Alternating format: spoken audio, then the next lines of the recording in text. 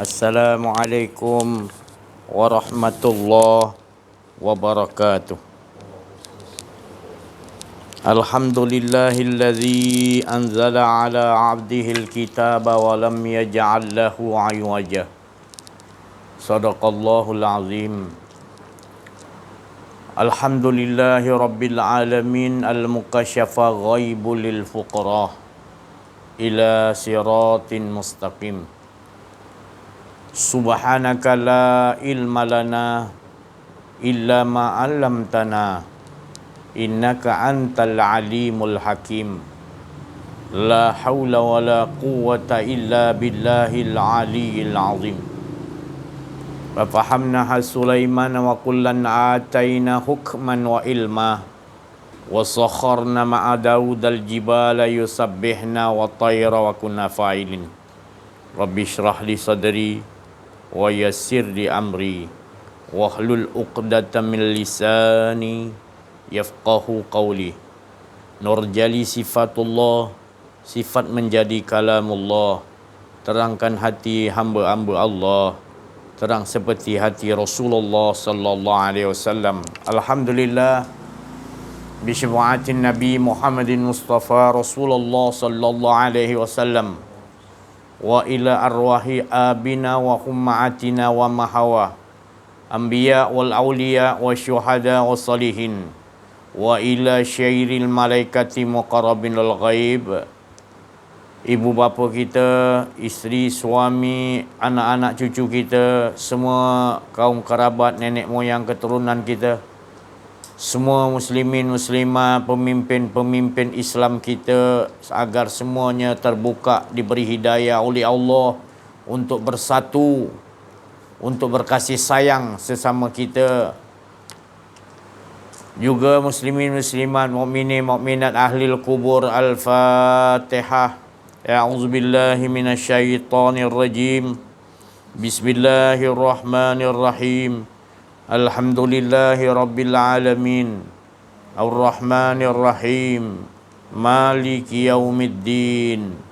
Iyyaka na'budu wa iyyaka nasta'in. Ihdinas siratal mustaqim.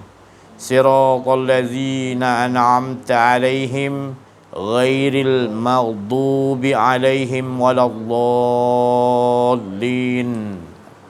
Alhamdulillah, bersyukur kita kepada Allah Subhanahu wa taala, limpahan kurniaan Allah, rahmat Allah, inayah Allah, hidayatullah laduni, dan berbagai-bagai nikmat yang Allah curahkan kepada kita yang tidak mampu kita hitung di setiap saat.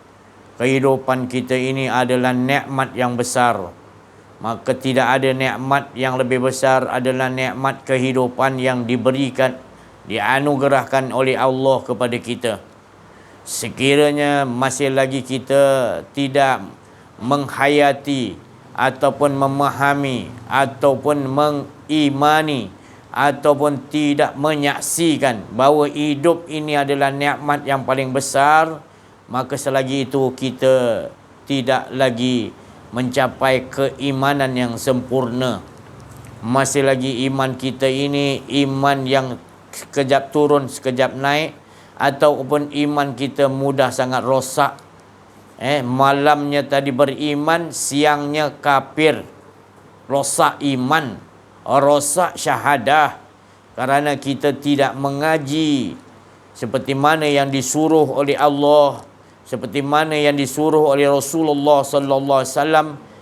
Allah menyuruh dianya dikenali dahulu. Ingin aku dikenali, kata Allah. Diciptakanlah makhluk pertama dengan perkataan ingin aku dikenali. Maka siapa yang nak mengenali Allah, Allah letakkan cintanya kepada kita. Tetapi kita tidak faham ada tujuan sebenar.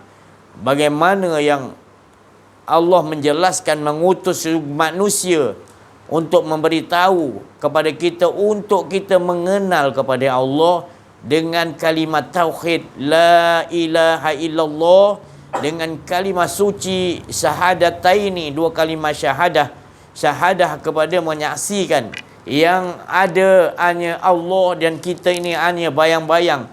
kitanya tidak memiliki apa-apa, mengikuti siapa Tuhan punya bayang-bayang, iaitu Allah Subhanahu wa taala. Itu namanya mengimani. Tetapi kita kalau tidak mempelajarinya, maka kita setiap detik saat merasakan kitalah Tuhan, kitalah ada. Padahal pakaian kita adalah la ilaha illallah, tiada. Tetapi kita tidak mengimani kepada Allah bahawa kita merasakan kita ni ada. Kita hanya belajar kalimah syahadah, tauhid, mengatakan wujud itu ada, dan kita ni masih lagi mengatakan kita juga ada. Jadi kita ni belajar sifat 20 tak lengkap. Kerana hanya menghafal wujud, qidam, baqa, ataupun menghafal la ilaha illallah.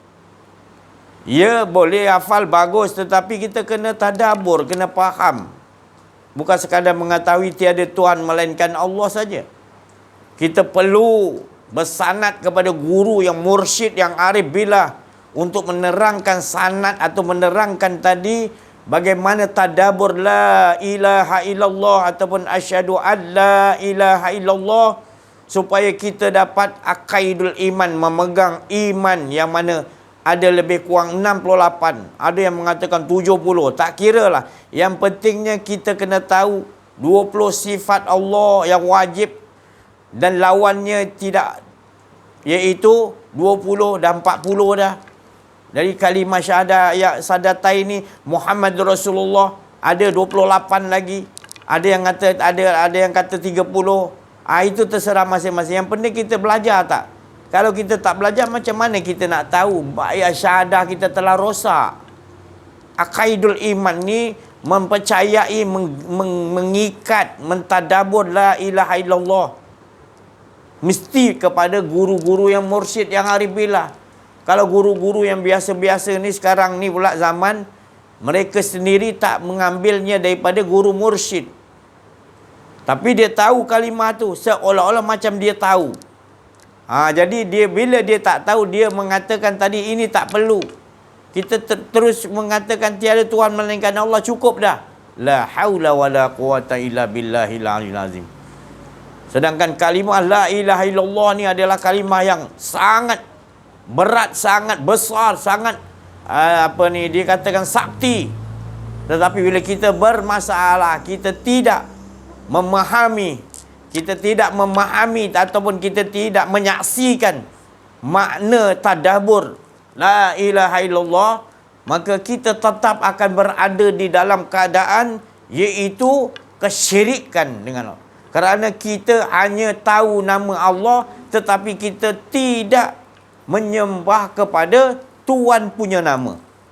Makna kalian datang ini, kalian nampak saya, nama saya, bentuk saya, kalian telah syirik. Sebab kalian tak nampak di sebalik sebenarnya saya ni, sebelum saya adalah Allah Subhanahu wa taala. Bukan saya ni Allah. Begitulah kita nak faham la ilaha illallah tu sampai tak ada kita dah, dan kita melihat dengan penglihatan Allah bahawa yang ada hanya Allah Subhanahu wa taala, kerana kita tidak mempunyai hidup dan tidak mempunyai penglihatan. La hayyun, Allahu la ilaha illa huwal hayyul wal hayyul qayyum. Hayyu qayyum, Allah sendiri mengatakan tiada lain melainkan aku yang ada dan sesungguhnya yang hidup dan berdiri dengan sendirinya. Sekalian alam ni adalah menyatakan aku yang hidup, aku yang mendirikan, menzahirkan sekalian alam ni. Matahari tidak akan tergantung melainkan ada qayyum.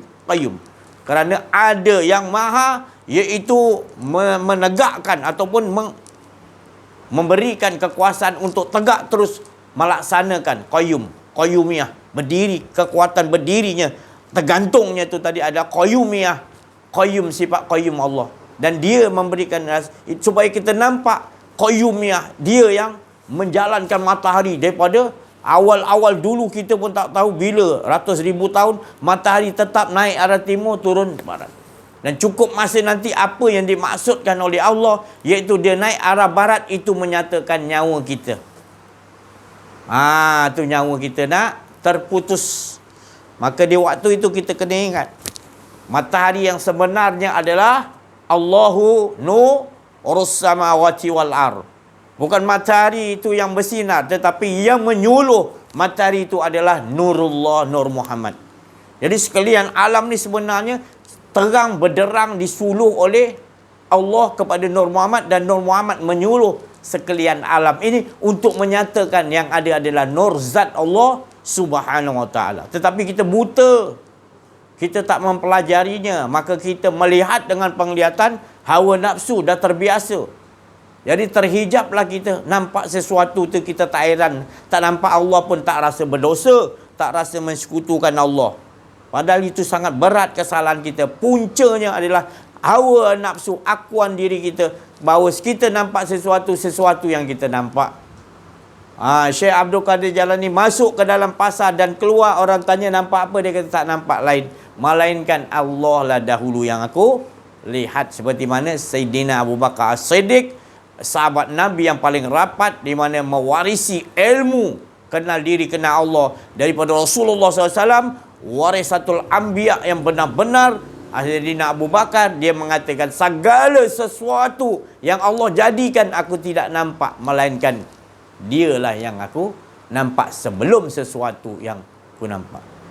Jadi kita kena buat latihan, ataupun kita kena mengamaliakan, meyakini, menyaksikan ini. Jadi kalau kita sadar aja tapi tak menyaksikan, tak meyakini, tak mengimani dalam kehidupan kita, kita angkat barang, kita rasa Allah yang angkat, kita melihat Allah yang melihat, kita yang mendengar Allah yang bagi pendengaran, sentiasa 24 jam nak dihidupkan. Bukan sekadar la ilaha illallah, mengatakan aku ni tak ada, yang ada hanya engkau. Bukan gitu. Tadabbur, kena faham, nak bawa betul-betul kita ni tak ada. Kita ni macam bayang-bayang. Bergerak, kita bernafas, semua kita bayang-bayang. Yang bergerakkan bayang-bayang tu adalah Allah. Tapi susah kalau tak belajar ni. Hawa nafsu kita telah menguasai, menjadi Tuhan. Kita dah menyembah kepada hawa nafsu kita. Sedangkan Allah bagi tahu, mengingatkan kita, tidakkah kau lihat orang-orang yang menyembah dirinya, hawa nafsunya sebagai Tuhan, menyembah jadi dia jadi dirinya adalah Tuhan hawa nafsunya. Jadi dia nak lihat ke apa, dia rasa dia yang melihat. Dia nak berdiri ke solat, dia rasa dia yang berdiri solat. Padahal dia gunakan qayyumiyah, yang mendirikan dia adalah Allah, dan kehendak untuk mendirikan Allah, dan kudrat kuasa itu adalah dari kuasa Allah, tetapi dia menafikan.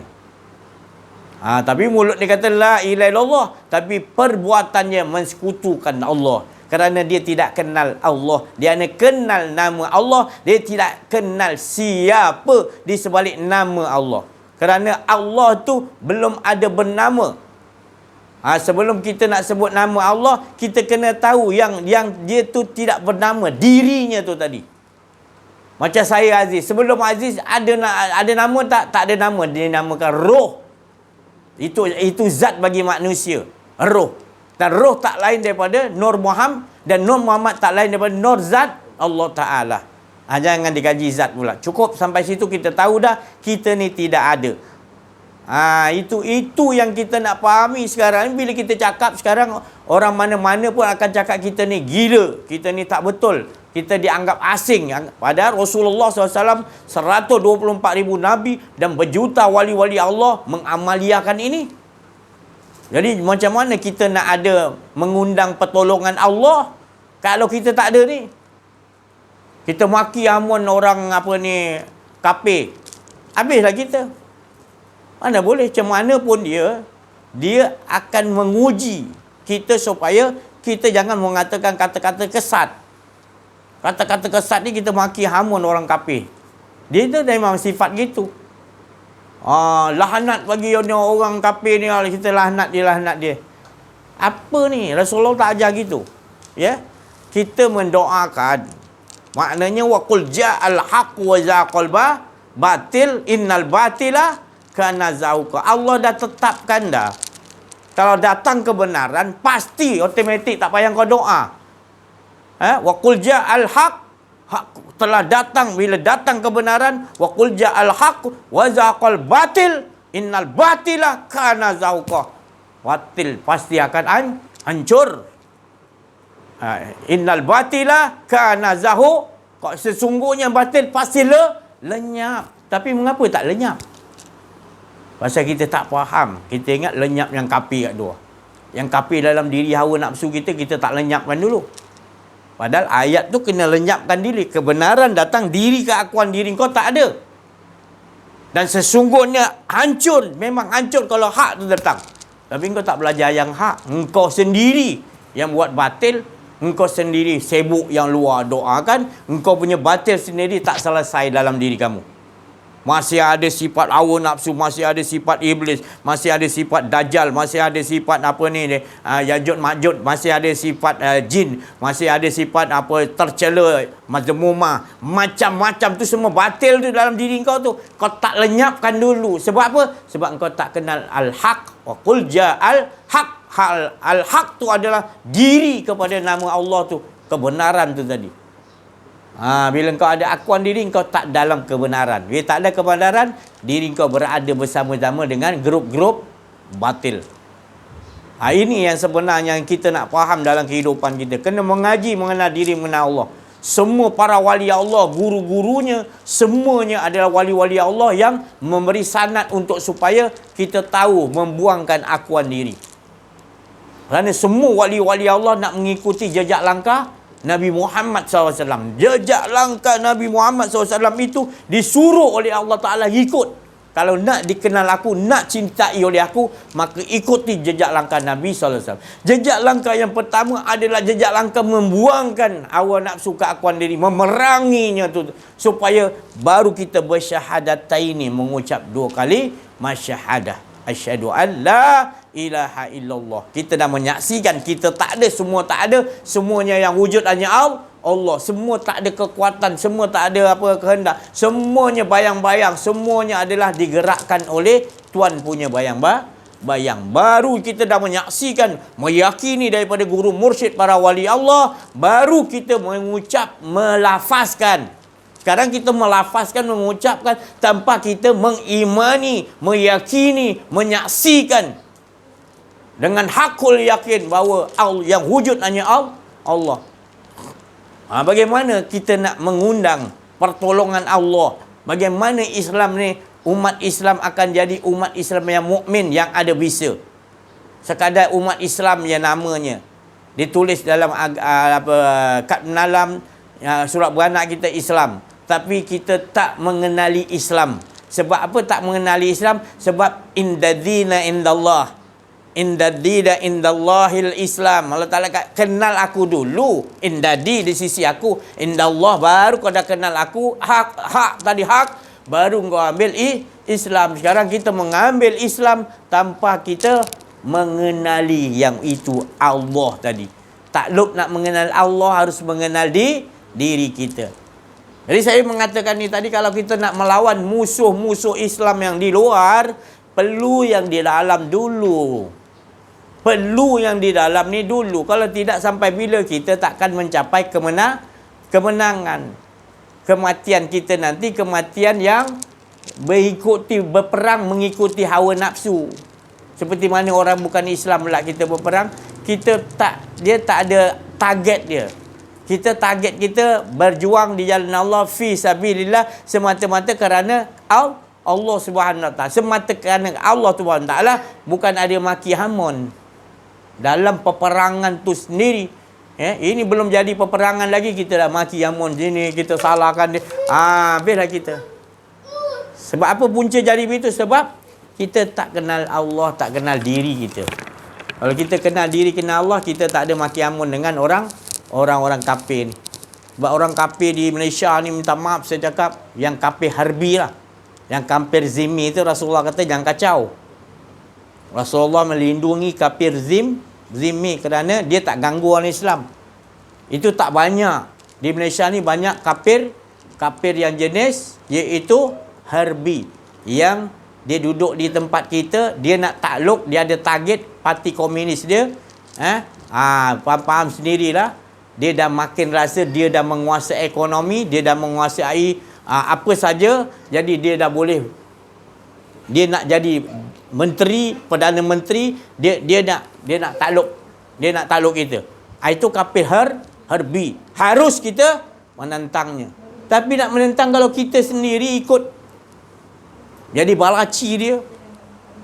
Ekonomi kita ikut dia punya ekonomi. Dia yang arahkan kita. Harga ayam naik, harga tu naik, kita rasa dia yang harga ikan pun kita ke laut, kita bagi ikan kat dia, dia yang kontrol harga ikan. Macam mana kita nak lawan? Awal-awal lagi kita dah ikut dia, jadi tali barut dia. Ya? Bila nak mengundi, kita perlukan bergabung pertolongan orang-orang kafir. Inilah jadi dia. Sebab orang kita sendiri dah tak mau nakkan Allah, maka Allah akan mengundangkan, jaga azabku. Allah Ta'ala kata. Sebab engkau lebih mementingkan hawa nafsu kau, mementingkan kedudukan, mementingkan harta benda, mementingkan apa saja hajat-hajat kamu pentingkan. Tidak kamu pentingkan nombor satu Allah Subhanahu Wa Taala, Rasul, dan berjuang di jalan Allah. Jaga azabku, jaga engkau. Allah tu dia memberitahu kepada kita, bukan dia marah, tetapi Allah memberitahu supaya jangan kau lari tajuk. Tajuk kau adalah mengesakan Allah, mengenal Allah, dan ikut jejak langkah Nabi Muhammad SAW yang sentiasa mengajak, mengesakan, menomorsatukan Allah dan juga orang-orang yang berjuang di jalan Allah Subhanahu Wa Taala. Ini tidak kau benci. Kau rasa orang-orang yang berjuang dengan jalan Allah, orang yang bawa cerita-cerita mengesakan Allah ni, kamu anggap macam Allah ni yang membuang dunia lah.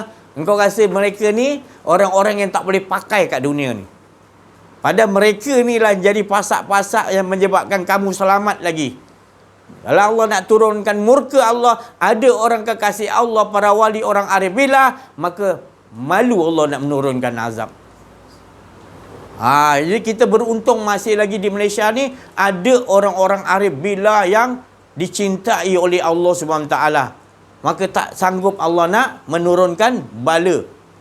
Maka Allah memberikan lagi peluang kepada kita disebabkan ada arif billah ni tadi. Ini aturan-aturan Allah. Kerana orang arif billah ni dia dah tidak ada kemauan dah, melainkan dia seperti mana yang Allah ucapkan, dia suruh ucap kepada Nabi Khidir AS dan Nabi-Nabi disuruh ucapkan wa ma fa'altuhu an amri. Bukan mereka ni berbuat atas ada dirinya, kemauan diri. Dia berbuat betul-betul dia nak laduni di sisi Allah. Betul-betul apa yang Allah Ta'ala suruh 24 jam dia nak. Walaupun Allah beri kekuasaan seperti Rasulullah SAW. Dia bagi mukjizat, dia bagi crown raja mentadbir sekalian alam. Tetapi Nabi tetap mengatakan, tolonglah ya Allah, uruslah diri aku. Jangan kau biarkan aku urus diriku sendiri. Walaupun kau dah bagi crown tu tadi, uruslah, engkau boleh buat sekuati kau. Tetapi tetap juga Rasulullah nakkan Allah Subhanahu Wa Taala. Ini yang kita nak ikut jejak langkah Nabi Muhammad SAW. Ini kita pergi kepada makam Masyuri. Dulu belajar sejarah masa kecil-kecil. Pergi di makam Masyuri, wali Allah perempuan di Langkawi sana. Sama juga apa yang kita belajar semua tak betul sejarah tu. Mengatakan dia ni sedangkan difitnah, dia katakan tadi dia ni membuat selingkuh ataupun zina. Jadi sebenarnya itu yang buat cerita tu, orang kampung tahu dia tak buat zina. Tapi orang kampung ni telah dibodohkan oleh Inggeris, oleh Siamnya. Dia nak lemahkan kita, jadi dia buat perkara begini. Jadi dia tak ada bukti pun, mana ada.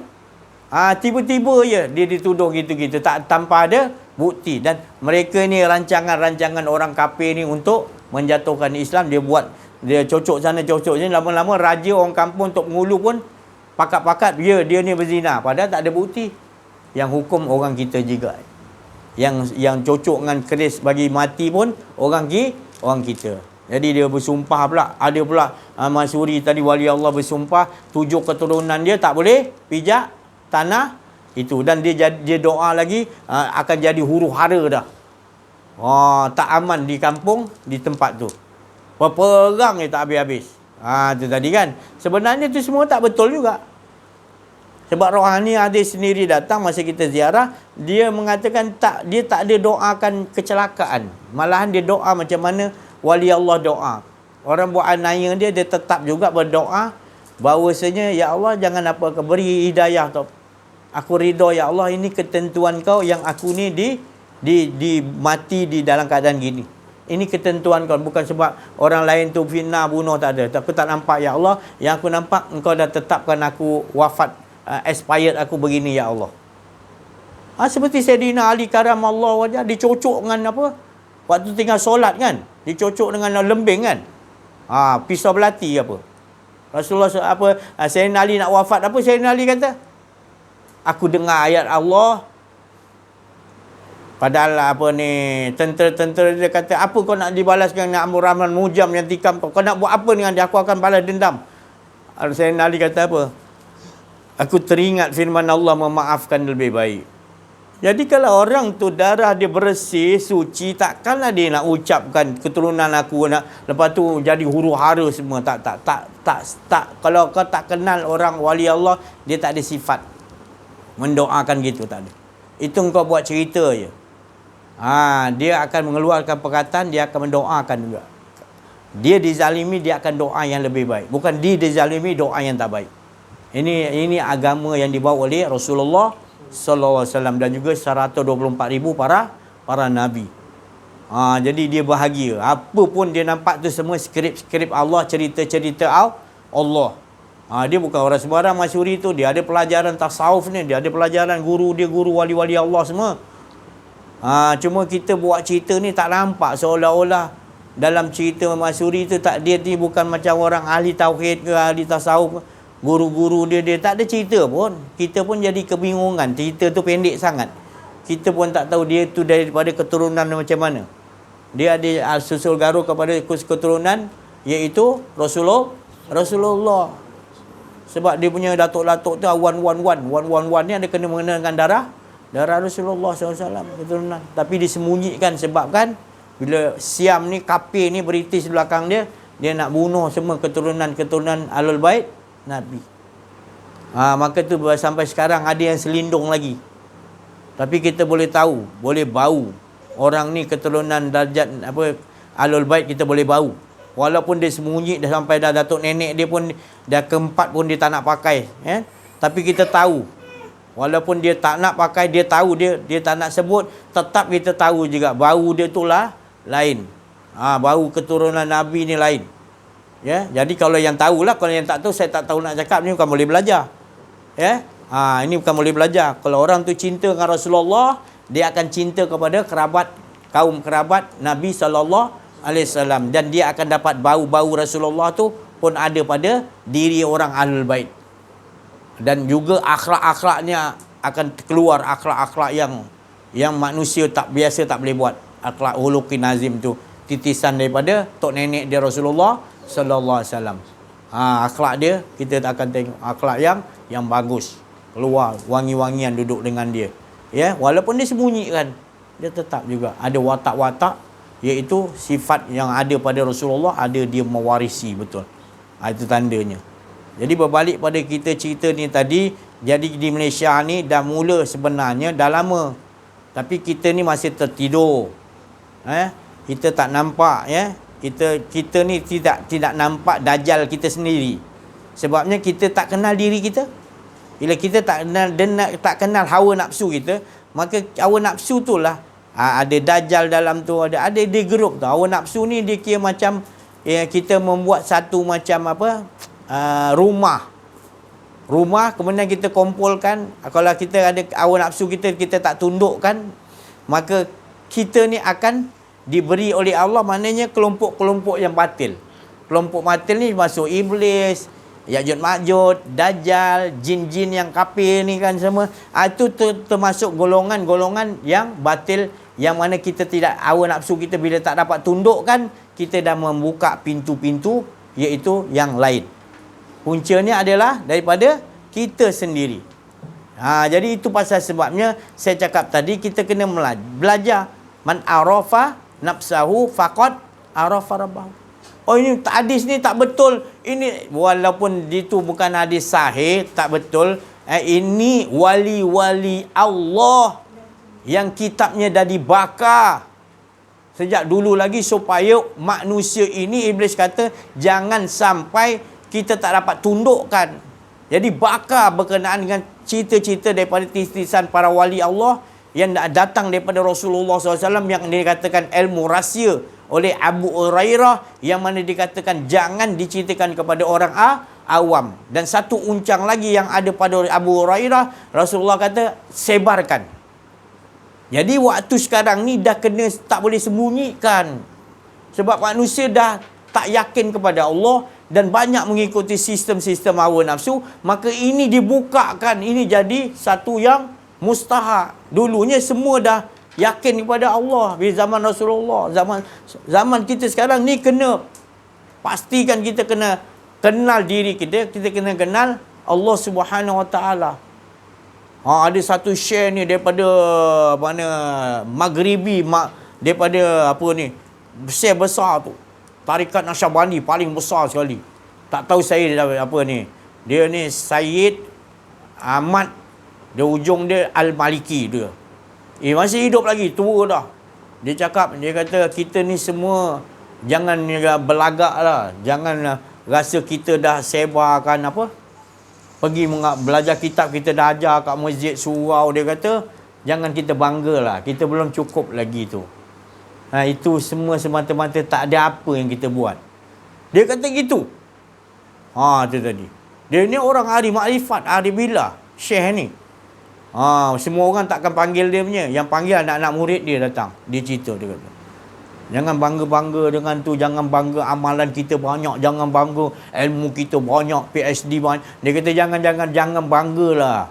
Allah tak nak tengok tu semualah. Allah nak tengok bagaimana kau kenal Allah ke tidak. Kenal diri kau, kenal Allah tak. Itu je Allah teropong. Allah tahu dah. Kalau kau tak mahu kenal Allah, automatik kau beramal macam ni, Allah tak mau pandang langsung. Hebat mana pun, Allah Ta'ala kata belum lagi. Allah Ta'ala. Tu. Ibaratnya kita tak heran lah. Yang dibuat tu semua atas kehendak-kehendak Allah. Yang Allah heran tu, Allah kata orang tu dah kenal diri, kenal Allah, akan jadi kagum. Adalah orang yang menundukkan hawa nafsunya. Dengan izin Allah dia mengatakan apa? Ya Allah, tak ada apa aku buat, ya Allah.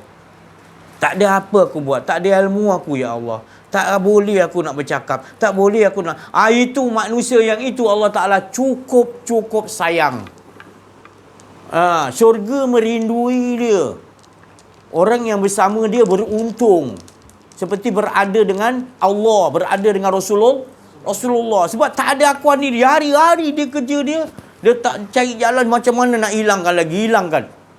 Dia minta lagi Allah jazbahkan, hilangkan lagi, hilang. Seronok dia duduk kat situ, tak ada akuan diri. Pasal Allah bukakan mukasyafah ghaibul fuqara ila siratin mustaqim. Allah dah bukakan hijab ni dan dia hanya nampak Allah Subhanahu Wa Taala. Sekian alam ni dia jadi buta dah. Sebab Allah dah mukasyafah. Dia bersungguh-sungguh menunjukkan jalan siratal mustaqim. Nak duduk jalan tu tadi. Kerana Allah dah menunjukkan jalan tu, al-mukasyafah ghaibu lil fuqara, dia tak punya apa-apa, dan ila siratin mustaqim, ke jalan yang benar. Ini yang dikatakan jalan yang benar, akuan dirinya tak ada. Dia kata ihdinas siratal mustaqim. Tunjukilah ya Allah kami jalan yang lurus. Itu makna tafsirnya. Lebih kurang itulah. Dia lebih pun lebih kurang gitulah. Tu. Jadi sebenarnya tadabbur je, ihdinas siratal mustaqim tu, ya Allah tetapkan aku di jalan mustaqim tu, rambut dibelah 7 halus ni macam mana? Iaitu buang akuan diri. Buang akuan diri. Itulah jalan yang jangan kau buat apa benda pun atas dasar akuan diri. Bila ada akuan diri, rambut dibelah 7 mana boleh lepas. Tak kau sampai ke jalan yang mustaqim tu tadi. Selagi engkau masih lagi berada dalam keakuan diri. Ini tadabbur dia. Baru kita faham, ya Allah, 40 tahun, 50 tahun aku Fatihah, tapi aku tak jaga ihdinas siratal mustaqim. Menangis ya orang. Kenapa aku tak dapat daripada dulu? Ya, tak apa. Walaupun kita dah tua baru dapat, tak apa. Yang penting jangan sampai mati kita tak dapat. Ada menyesal. Dah mati baru menyesal. Ya Allah, hidupkan nak balik aku. Ya Allah, aku melihat dah Aku dah melihat ada orang yang ketika di dunia dia kenal kau, berhidupan dengan kau. Bila dia mati, dia bersama dengan kau. Nikmatnya, ya Allah, tolonglah hidupkan balik aku nak begitu. Dan Allah Ta'ala kata, mana mungkin. Aku dah bagi peluang lah. Jadi gunakan peluang hidup yang Allah bagi ni. Ya, gunakanlah. Kau kaya macam mana pun, kau raja agung pun, kau perdana menteri, kau hebat macam mana bangsa, kau sedekah, tetapi kau tak kenal diri, tak kenal Allah. Innal insana lafil kerugian. Bukan tu Allah pandang, oh kau orang kaya, kau masuk syurga. Tak. Bukan syaratnya masuk syurga tu kau orang kaya. Ataupun kau orang raja agung. Bukan mesti raja agung pasti masuk. Oh ni keturunan ni pasti tak ada. Yang menyebabkan kau tu masuk ke dalam syurga adalah rahmat Allah dah. Tak salah kau berkira dengan Allah dah. Kalau nak kira baik dengan buruk yang kita lakukan, kita nak kata ya Allah aku lebih banyak baik daripada buruk, penipu. Kalau ikut hitungan orang tak mengaji kenal diri kenal Allah ni, dia akan kata seolah-olah aku dah banyak buat baik dah. Itu sebenarnya tertipu. Tapi kalau kita dah kenal diri kenal Allah, baru kita tahu banyak salah kita, bukan banyak baik kita tak ada. Yang boleh kita buat baik tu siapa yang punya rahmat? Itulah dia sebenarnya. Kita tak ada apa. Yang ada adalah kita ni hamba tak sunyi daripada berbuat kesalahan. Banyak. Angkat pinggan rasa kita, tekan brek nampak lampu merah kuning kita rasa kita. Kita tak balik kepada Allah Subhanahu Wa Taala. Kita hanya mengatakan kita tak habis-habis. Aku. Dalam hidup kita. Kita kata aku Tuhan. Lama-lama kata, aku boleh buat ni. Dah mengaku Tuhan pula. Tak sedar pula. Berada dalam dosa yang paling berat sekali, iaitu dosa syirik. Jadi Allah tak akan ampunkan dosa syirik, melainkan kalau Allah nak ampun, kau bertaubat, menyesal, tak nak buat lagi, baru Allah terima. Maksud Allah tu bukan Allah tak mau terima. Kau tak sedar, kau masih buat lagi. Kau berjalan, kau rasa kaki kau yang angkat kaki kau. Kau tak mengaji ni, kau tak rasa kau angkat kaki datang ini. Kau angkat barang, kau melihat. Segala-gala dosa syirik aja. Sebab kau rasa kau boleh melihat. Sebab kau rasa kau boleh ada kudrat. Sebab kau rasa kau ada kehendak boleh datang sini. Ya Allah. Kalau orang arif bila takut dia, nak rasa sikit pengakuan diri. Dia kata, kami para awliya Allah. Kata wali Allah ni. Wali Allah yang hebat ni, dia bercerita dengan wali-wali Allah yang lain ni. Kami kedudukan para wali Allah. Innal awliya Allah la khaufun alaihim wa lahum yahzan. Pantang kami takut pada orang lain. Pantang kami takut, kami sentiasa tenang dengan Allah. Begitu keadaan para wali Allah bila terangkan kepada wali-wali. Jangan lagi was-was. Kita adalah ahli Allah. Kita ni orang yang disayangi Allah, dilindungi oleh Allah. Maka itu kita tidak ada kekhawatiran. La khaufun. Tidak ada khauf, takut pada siapa-siapa pun. Sebab kita hanya takut, ya Allah jangan bagi kami untuk merasakan ada akuan diri. Itu yang kami takut. Kerana bekal takut yang Allah bagi, Allah bagi kepada kita ni takut. Bukan suruh takut bekerja ini, takut hujan nanti berniaga, kita nanti begini apa gini. Takut macam-macam takut, itu adalah orang awam, kata aulia Allah. Itu orang awam, orang yang maknanya berada di dalam kesesatan, berada di dalam kerosakan, berada dalam kerugian. Itu orang awam yang begitu sifat pelangainya. Walau agamanya, walau PhD di agama dia, walaupun dia beramal 60,000 tahun pun, tapi dia orang awam lagi di sisi Allah. Kata aulia Allah, kata wali Allah. Minta maaf dia juga. Sebab kau orang masih lagi takut bermancing di tepi pantai. Kau tak mengikuti ke laut untuk melihat ikan yang lebih besar. Tak melihat kebesaran Allah. Tak menyelam. Dia dalam ada marjan, ada luk-luk, ada mutiara. Kau tak nampak kebesaran Allah. Kau hanya tepi pantai. Lepas tu kau mengatakan, mana ada ikan besar, mana ada kat laut tu ada apa. Aku 60 tahun dah duduk tepi pantai, tak nampak pun ikan jos. Sebab kau tak pergi ke tengah laut, kau duduk takut tu je. Tak mau pindah-pindah. Keras ya Allah.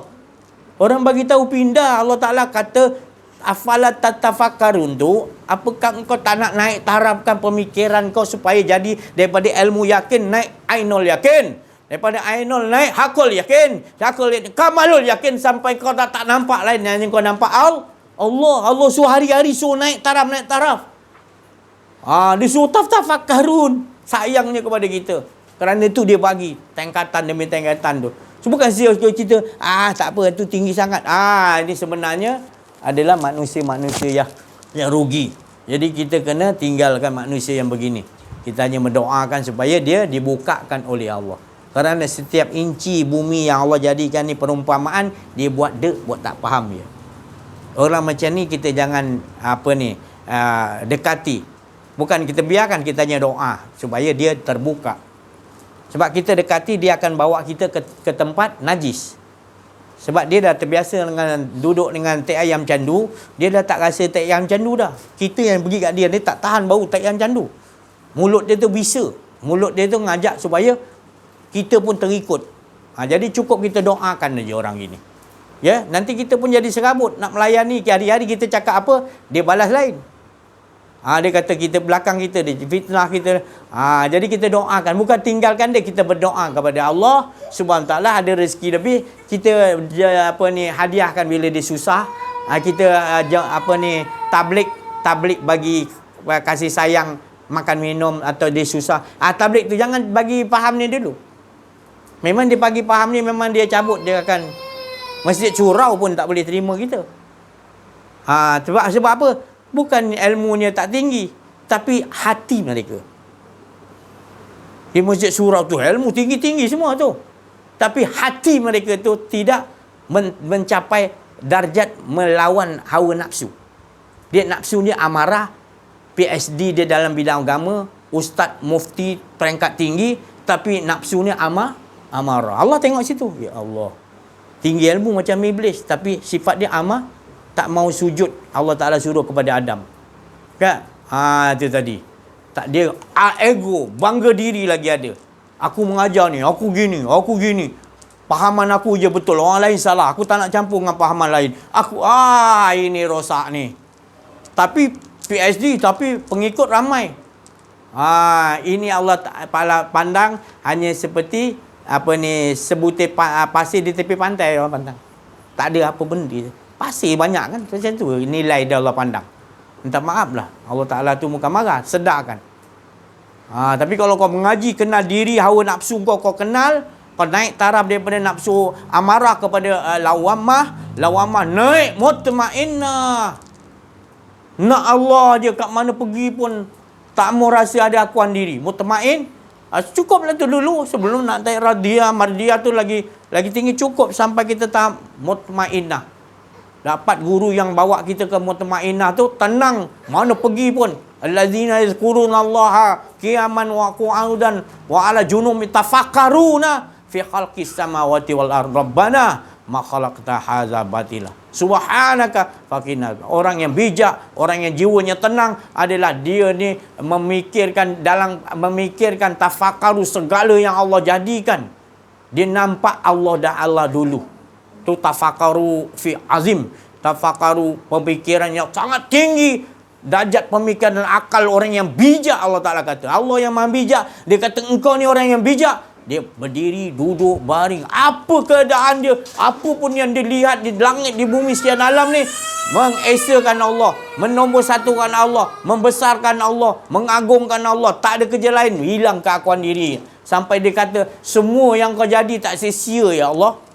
Baik malaikat, baik iblis, baik apa pun, semuanya yang dia nampak hanyalah Allah Subhanahu Wa Taala. Kerana segala yang Allah Taala jadikan, subhanaka faqina azabannar. Maha suci-Mu ya, tidak ada sia-sia yang engkau ciptakan. Semuanya menyatakan bahawa engkau lah yang ada ya Allah. Tak ada lain yang tak ada. Semuanya menyatakan engkau yang wujud ya Allah. Yang lain semua bayang-bayang, baik iblis, baik malaikat, baik manusia apa pun, baik jin, baik dajjal, Ya'juj Ma'juj, orang Yahudi, Nasrani, semua ni tadi adalah bayang-bayang Allah. Dan yang menggerakkan semua tu sekali adalah Tuhan punya bayang-bayang, iaitu Zat Wajibal Wujud yang diberi nama Allah. Jadi kita bukan nak kenal nama Allah. Nama Allah kita dah biasa sebut. Nak kenal diri Allah tu tadi, maka itu kita nak kenal diri Allah. Bukannya kita sekadar nak menyebut nama Allah. Kalau kita sebut aja nama Allah tapi kita tak kenal diri itu tadi yang menjadikan sekalian alam ni, menggerakkan sekalian alam ni, mentadbir sekalian alam ni, maka kita tak kenal diri pada nama tu, maka tu kita jadi orang yang menyembah kepada nama. Allah huwal awwalu, Allah tu yang awal tanpa permulaan. Wal awalu wal akhir, dia juga yang akhir tanpa sekalian ini dijadikan mati, lebur, fana, kullu man alaiha fan wa yabqa. Dia tetap juga berkeadaan dalam akhirnya, tetap tanpa penghabisan, dia yang ada. Wal awalu, tanpa permulaan pula tu. Wal akhiru, penghabisan dah habis orang, dia tetap juga. Semua dah mati, malaikat maut pun matikan diri dia, Allah tetap ada, tak mati-mati sampai akhir. Tu tanpa penghabisan, tanpa penghabisan. Wazahiru, Allah menyatakan lagi dia zahir. Dia zahirkan macam untuk menzahirkan dirinya. Kenapa kita buta pula? Dia kata huwal awwalu wal akhir wazahir. 4 rangkap dalam Al-Quran Allah Ta'ala kata. Syariat, tarikat, hakikat, makrif. Huwal awwalu wal akhir wazahir. Aku zahir, kenapa buta kau ni? Matahari aku yang zahirkan, bulan, bintang, semua engkau pun aku yang zahirkan. Tak nampak lagi? Buta lagi? Dah jelas Allah mengatakan, aku ni wazahiru wal batini, dan engkau tidak dapat memandang Allah Ta'ala kerana dia maha gaib, gaibal ghuyub. Jadi cemara nak mandangnya, hilangkan akuan diri, tak ada semua, barulah yang wujud hanya Allah wal batinu. Dia terlalu dekat. Dekat macam mana? Bukan dekat ada dua. Dekat tak ada kita, yang ada memang dia. Itu dinamakan qarib. Aku ni dekat. Katakan kepada orang ibadah, ya Rasulullah, bila dia tanya pada engkau berkenaan orang ibadah 60 tahun, 70 tahun, dia kata, ya Rasulullah, macam mana Allah, keadaan Allah ni? Dia ibadah 70 tahun tapi tak kenal Allah. Dia tanya pada Rasulullah, ke mana keadaan Allah ni? Terlalu dekat. Qarib. Qarib macam mana Rasulullah? Lebih dekat daripada diri kau. Sebenarnya engkau yang tak ada, yang ada aja. Begitu nak jelaskan. Baru kita umat Islam ada kekuatan boleh lawan orang-orang kafir harbi ni. Kafir harbi ni kan melampau kat Malaysia ni. Ya. Kita pula dah kena pegang telur. Telur kita ni, telur, kau tahu telur? Telur kita ni kekuasaan. Dah kena pegang. Jadi kita tak ada kekuasaan. Pemimpin kita minta maaf, yang semua tak pedulikan. Yang dia orang ni, orang bukan Islam ni, MCA ke apa ni, dia parti komunis semua ni. Ini watak dia tu harbi. Kalau Zimmi tak apa, kita yang kacau. Dia baik. Tapi ini jenis harbi, kau boleh diam diri. Sebab apa? Sebab itulah tadi.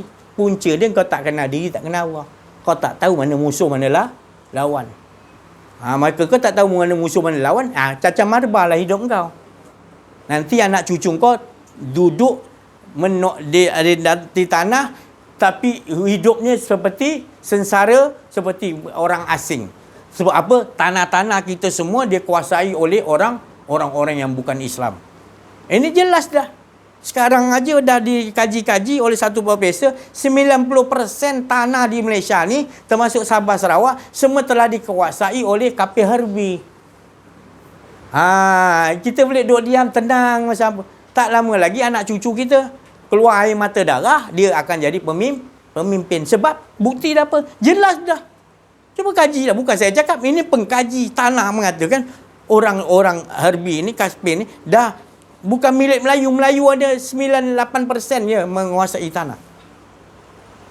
Kita sibuk nak harta sana, harta sini, berlawan sana, mengusuh sini, fitnah sana, fitnah sini. Tu dia bodoh-bodohkan dengan begitu. So mengaji kena diri, kena Allah tak mau. Sibuk pelajaran tentang agama Islam kita di Malaysia, tak ada mata pelajaran kena diri, kena Allah. Padahal itu paling mustahak. Itulah jadi punca menyebabkan kegagalan umat Islam ini untuk menguasai, adalah disebabkan bila tak kenal diri, tak kenal Allah. Tu punca je. Waktu Nabi SAW nak mencapai kejayaan, Allah Ta'ala suruh ajarkan tauhid dulu. Mengenal Allah. Sebelum datang solat, sebelum datang puasa, sebelum datang zakat, sebelum datang perang. 13 tahun Nabi disuruh. Cuba baca sejarah tengok. Mengapa Allah suruh tauhid dulu? Tu tadi. Bilal bin Rabah kena 4 ahadun ahad. Dia tak sebut ayat lain. Ahadun ahad. Ngesakan Allah. Rasulullah hanya boleh berdoa, tak boleh buat apa. Sebab apa? Itu masing-masing. Tauhid ni masing-masing kita kena kuat. Kita tak mengharap siapa pun tak boleh tolong. Tauhid ni betul-betul ngesakan Allah. Itulah manis tiada pahit. Tapi kita tak nampak yang paling manis, yang paling tidak ada pahit, iaitu mengenal diri, mengenal Allah. Betul orang ini mengesahkan Allah, dia hidup dia tiada pahit, manis saja. Tapi itu orang Islam dah tak memilikinya. Bagaimana kita nak cari jalan balik ni? Bila kita jelaskan, ada ya tak kena. Kena sembunyi-sembunyi pula nak cerita ni, kena sembunyi buat kat rumah macam mula-mula Rasulullah datang. Tak boleh umum pergi kat Kaabah ke, beriman kepada Allah, tak boleh, nanti kena bunuh, kena apa. Tauliah tak ada nak mengajar Rasulullah, tak boleh sebut-sebut kat depan Kaabah, kena sebut-sembunyi, sorok-sorok. Dapat tahu kita serang, tangkap. Dia tak ada tauliah walaupun dalam rumah. Jadi macam tu balik. Yang buat siapa? Orang Islam. Yang bunuh Masuri di Langkawi siapa? Orang Islam. Kerana apa? Ikut itu Siam ataupun orang kafir tu, British. Tak ada bukti, tak ada apa.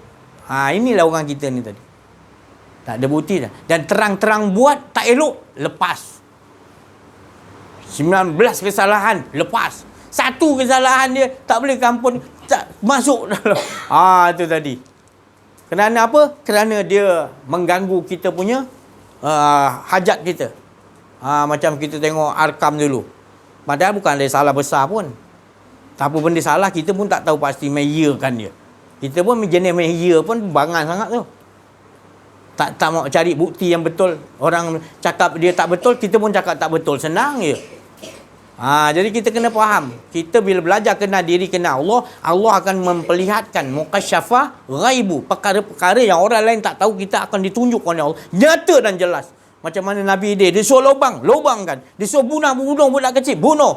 Dia suruh bangkitkan tembok tempat orang yang tak hormat pada dia, naikkan. Aku berbuat atas wa ma fa'altuhu an amri. Aku berbuat bukan kerana kemauanku Musa, tapi aku utamakan Allah Subhanahu Wa Taala hidup aku. Nombor satu kan Allah Subhanahu Wa Taala. Aku tak mau. Itu jejak langkah Nabi Muhammad sallallahu alaihi wasallam. Itu yang kita harus buat dalam kehidupan kita. Kalau tidak, kita tak kuat mana ibadah kita ratus setahun. Ilmu tinggi mana pun, bukan saya tak bagi ilmu, bukan Allah Ta'ala tak suruh belajar, tinggi mana tapi nafsu kau masih amarah, masih lagi takut lawamah, kejap baik, kejap okey, kejap benci ada lagi.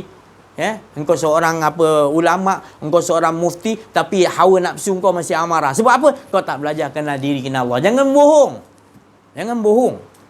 jangan menyusahkan umat. Kerana engkau lah punca menjadikan umat masyarakat Islam jadi teruk, sebab engkau tak upgradekan diri engkau. Nafsu kau masih lagi nafsu amarah. Ilmu kau PhD tinggi dah. Gelaran kau mufti ke apa tu, ulama ke memang bagus lah. Tapi engkau tak mewarisi, iaitu menjihad, mengistiharkan. Engkau nak buang nafsu amarah, nak buang nafsu lawamah supaya dapat mutmainah. Engkau rasa sendiri. Lain kalau orang jiwa mutmainah, kalau dia cakap masuk ke rohaniah orang, masyarakat akan tunduk. Cuma masyarakat ni kadang-kadang dia biol sikit. Dia buat-buat tutup telinga. Sumum bukmun. Macam zaman Nabi juga. Faham Nabi tu betul cerita. Nabi tu memang orang suci. Tapi dia kata tak dengar pun. Nabi cakap yang... Padahal dia dengar, dia tutup telinga. Padahal dia nampak Rasulullah tu bercahaya, menyuruh. Tenang kalau pandang. Tapi dia tutup mata. Tak tahu Nabi macam mana watak. Padahal dia tahu. Tu. Itu jadi kita ni tadi. Dia nampak kita bawa jalan ni, tapi dia tutup mata, dia tak nak dengar YouTube kita, dia punya benci dia tadi. Sebab apa? Bukan dia tak tahu ni benda ni betul, tapi dia punya dalam hati dia ada penyakit. Penyakit apa? Itulah dia cakap tadi. Penyakit iaitu akuan diri. Tinggi dah ilmu, tapi ada penyakit akuan diri. Fi qulubihim, hati mereka ada penyakit. Tapi tinggi ilmu macam iblis, tinggi ilmu, amal lagi tinggi, ratus ribu tahun dia beramal, ibadah. Tapi dalam hati dia ada sakit mana boleh, aku lebih hebat. Pasal ada akuan diri.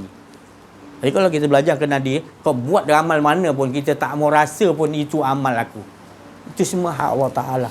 Yang ada adalah aku ni hamba Allah, tak sunyi daripada kesilapan. Oh gitu. Rasulullah pun dah dijamin maksum, masih lagi 70 kali satu hari beristighfar. Kita pun tak tahu istighfar apa jenis nama yang Rasulullah pakai itu tadi. Tak sama kita 1000 kali, 1,000,000 kali pun tak sama Rasulullah istighfar. Rasulullah istighfar cinta. Kita istighfar kita istighfar bencana. Kerana membilang-bilang tanpa ada kesadaran. Tapi buat lagi, tak nampakkan kesilapan apa yang kita ngangkat air, kita rasa kita ngangkat. Kita tak ada astagfirullah, ya Allah, tadi aku angkat air, aku rasa aku yang angkat, akuan diri aku, ya Allah, dosa besar aku buat ni, aku telah syirik di waktu. Dia tak ada rasa gitu. Dia rasa istighfar dia pun tak ada keluar air mata mengalir pun. Sebab kesedaran dia tak nampak apa benda bentuk yang dia minta ampun pada Allah tu. Allah kata kau minta ampun apa ni? Tak cukupkan bilangan, ya Allah, 3 kali, 9 kali, 11 kali, 1000 kali. Rasanya aku dah diampunkan Allah. Padahal masih lagi berkeadaan akuan diri. Ya, kita sama-sama lah. Ini kita bukakan supaya kita sama-sama. Saya tak nak didakwa nanti di padang mahsyar. Saya tak nak didakwa, saya tak cerita. Saya ceritakan tadi, saya sayang pemimpin agung saya sayang Perdana Menteri saya tak nak mereka masuk dalam azab. Sekarang ni pun saya rasakan saya nak selamatkan. Maka itu saya kena cakap, daripada Raja Agung sampai Perdana Menteri, sampai semua umat Islam terutamanya, kita nak mereka ni selamat. Selalu kita doakan. Kita tak ada rasa kebencian. Walaupun dia buat kebencian kepada kita, macam mana nak ikat kita, nak leburkan kita, nak ikat semua serkup kita supaya kita ni dicampak laut sampai sungai, supaya hilang saya ni. Tetap juga kalau Allah Ta'ala kata tak mengizinkan, dan kalau Allah izinkan berjadi macam tu pun, itu bukan sebab engkau yang boleh ikat aku. Tapi dah ketentuan expired aku jadi begitu, aku ridha, ya Allah. Jadi nak buat macam mana? Buatlah tu semua atas Allah Ta'ala punya keizinan, bukan engkau yang ada kuasa. Bukan kata kita berani, sebab kita semua la haul la wala. Semua dah ada skrip dia dah. Awal sampai akhir masuk surga neraka semua di tangan Allah. Apanya yang kita nak robah skrip-skrip Allah? Siapa kita? Tu tadi ya. Jadi kita bila duduk sini baru kita faham. Ingat, buat persiapan, iaitu sekarang ini malapetaka besar akan menimpa kita apabila tanah kita di tempat tanah air kita 90% telah dikuasai oleh orang kafir harbi. Dan orang Islam hanya ada 9 ataupun 8% yang ada di tanah sendiri. Jadi bayangkan betapa kita dah teruk sangat ni, tak buat persiapan lagi dah. Orang kafir harbi ni boleh tengking kita balik dah. Dah tak ada lagi lah, dia rasa dia dah tempat dia dah. Kita aja lagi bodoh ni, masih lagi seolah-olah tak apalah. Ibaratnya saya panglima, tentera saya ramai, saya nak pergi perang, musuh ada depan. Saya ni panglima, saya cakap sabar, jangan serang dulu, sabar. Yang musuh ni dah dekat dengan kita. Lepas tu dia pusing belakang pula musuh tu. Yang kita sabar. Tengok kat belakang tentera kita, sebenarnya kita ni panglima, tak tengok depan dia, sabar. Tengok dah 9 saf kita dah satu saf hancur dah. Hingga tengah 2-3 orang kita kata sabar lagi kepala otak kau. Tengok. Itulah yang terjadi sekarang ni. Jenis pemimpin panglima yang dia suruh berperang dan menghadapi musuh, dia tak anggap musuh tu, dia kata sabar, jangan serang dulu, dah 9 saf 10 saf belakang tu dah hilang semua dah, tinggal 2-3 orang pun sabar lagi. Sampai yang 2-3 orang nak sabar apa, kita semua orang dah mati semua dah, nak serang macam mana? Sabar. Macam itulah keadaan yang saya nak bagi tahu tu. Nak kita jadi macam tu? Nak harapkan pemimpin yang macam tu? Sabar. Bukan kita nak merosak. Kita sekarang ni dah teruk sangat dah, tapi sabar ya. Dia sibuk dengan hawa nafsu dia, dengan urusan dia, pemimpin kita. Kita tak boleh dah ikut arahan dia. Kita kena ikut arahan Mursyid Arifin Billah. Sebab dia dah ikhtiarkan kita kena perang hawa nafsu kita dulu. Bila kita dah perang hawa nafsu kita, dia ajar kita macam mana Rasulullah ajar. Peperangan yang lebih besar daripada peperang Badar atau perang Uhud adalah peperangan Rasulullah kata, berjihad lawan hawa nafsu kau supaya buang, dapatkan hawa nafsu mutmainnah. Kau tak dapat lagi, kau takkan boleh lawan musuh kau. Dan engkau musuh datang pun kau tak sedar. Sebab engkau sendiri dah jadi batil. Jiwa engkau dah sama macam orang batil tadi. Iblis, jin, setan apa semua. Kau dah jadi macam dia dah. Jadi kau bersekongkol dah, berkawan dengan dia dah. Yahudi Nasrani ni kau dah berkawan dah. Kau dah ikut sistem dia dah semua. Jadi kau tak rasa macam kau ni nak lawan dengan dia. Ya Allah. Berat betul ni kalau kita tak dibukakan ni. Memang kita tak akan nampak. Teruklah anak cucu kita. Mengalir air mata darah kita. Kalau kita tak perjuangkan, nanti anak cucu kita jadi dalam keadaan huru hara macam Palestin. Dia kencingkan kubur kita. Ni datuk aku lah ni. Tak nak perjuangkan. Dia kencing kubur kau nanti. Kau nak kencing kubur cucu kau. Kau buatlah, kau tak nak berjuang di jalan Allah. Allah Ta'ala suruh. Dia kencing ke kubur. Datuk aku tak gunalah. Tak usah pergi ziarah dia. Dia biarkan, tak nak bela agama Islam dia. Kau jadi hina. Allah hinakan kau. Kencing kan. Cucu anak cucu kau tak hormat kau. Tapi kita berjuang bukan nak balasan tu. Tapi berjuang kerana betul-betul Allah. Tapi ini kita nak bagi tahu, bagi semangat. Supaya kita jangan duk tidur lagi. Jangan duk tidur lagi dah. Dah teruk dah. Tentera kita habis semua dah. Ulama kita hancur, mufti kita hancur. Semua tak nak bangkitkan masyarakat untuk berjuang. Tak apa, dia nampak ke tak faham lagi. Balik-balik kita tu je. Ni bukan ulama sini lah. Mana ulama faham-faham sendirilah. Ni sampai dah cakap macam ni tak faham lagi, saya tak tahulah. Siapa yang nak bangkitkan kau lah, ulama dan mufti. Kalau Perdana Menteri Agung tu dia ikut cakap engkau. Jadi engkau tu kena bangkitkan. Sebelum nanti kuasa Raja, kuasa Perdana Menteri diberi kepada kaum kafir harbi, baru kau tahu mengapa dulu. Kemana waktu tu kau pergi? Jangan menyesal melalui air mata darah. Kesian tengok macam Palestin tu anak-anak dibom. Itulah punca dia. Bukan saya nak salahkan tok nenek dia orang. Tapi itulah punca ni, kau bagi sikit-sikit peluang kepada orang Yahudi. Lepas tu kau berdoa. Setiap hari setiap kali waktu, berdoa minta, Ya Allah, hancurkan Palestin. Hancurkan apa? Doa kau tu salah.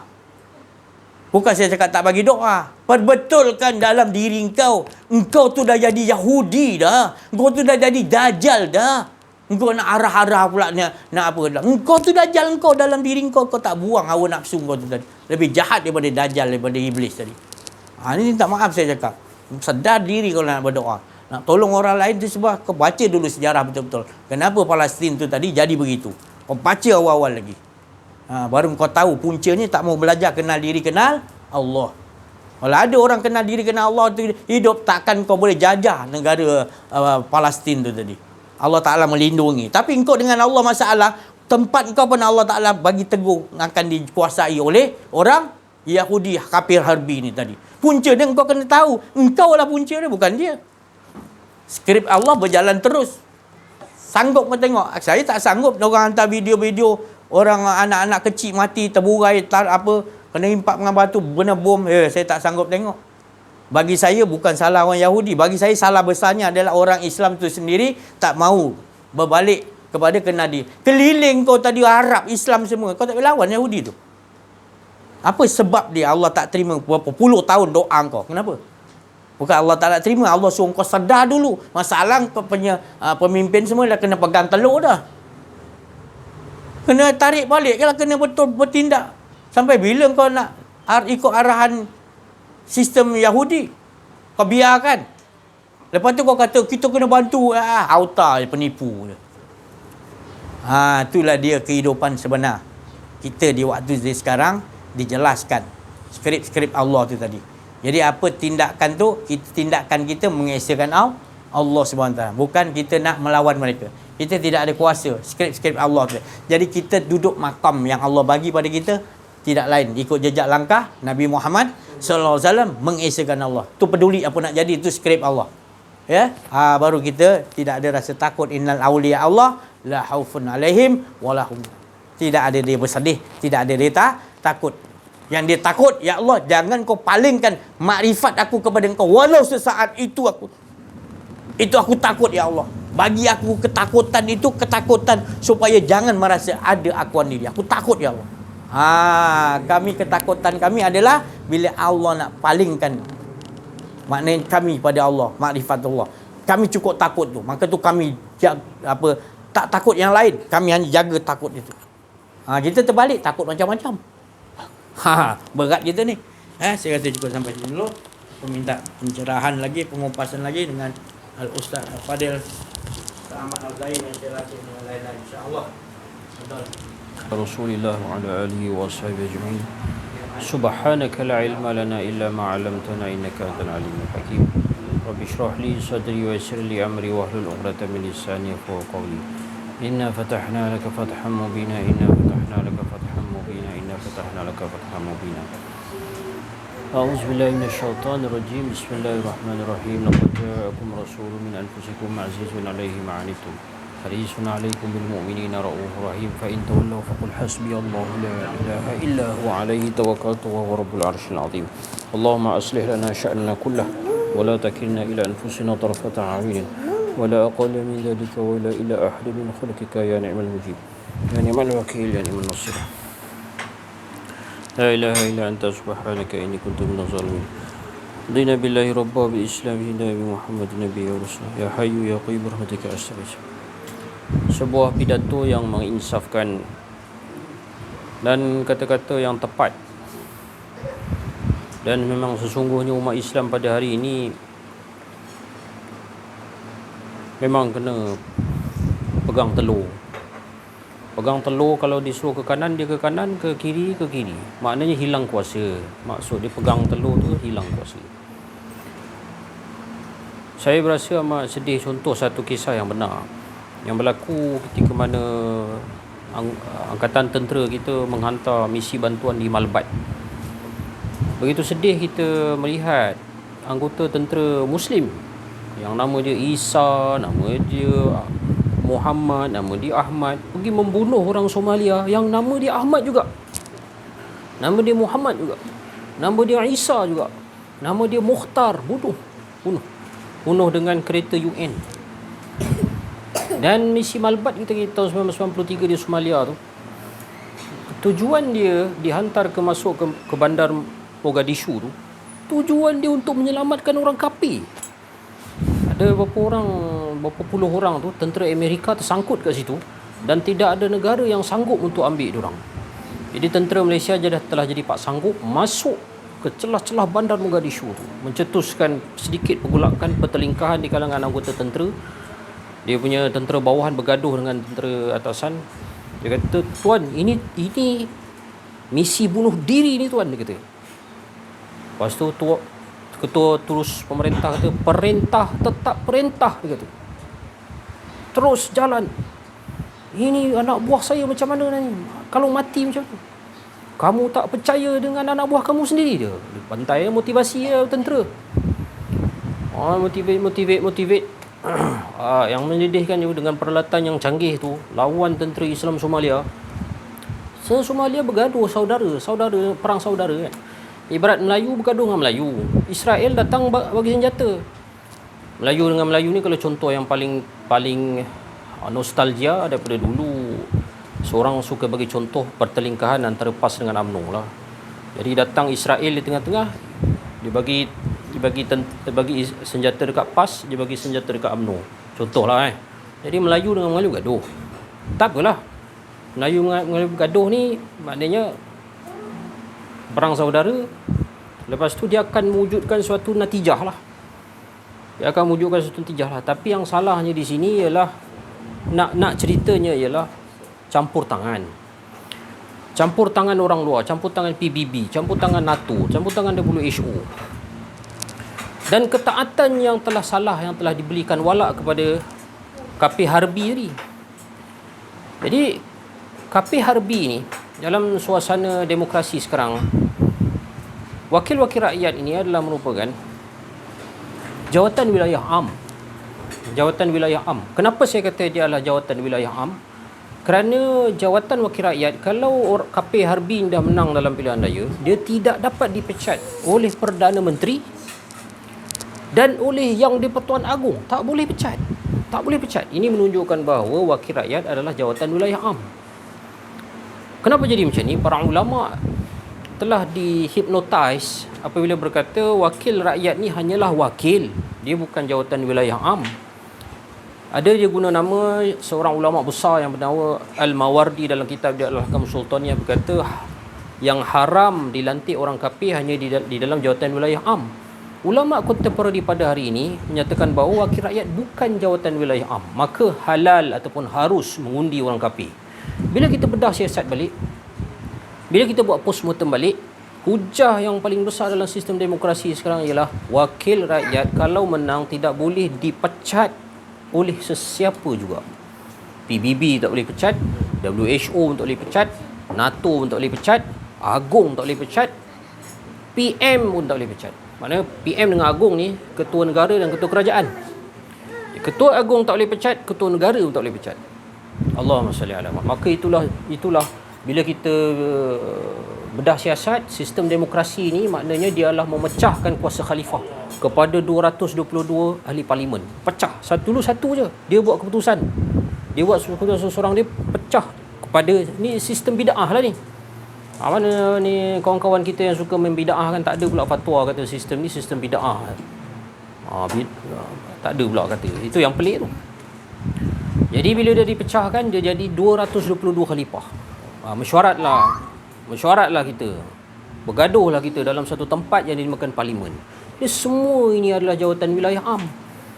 Maka mana ulama-ulama, manakah mufti-mufti yang mengeluarkan fatwa? Sepatah saja kita perlukan fatwa.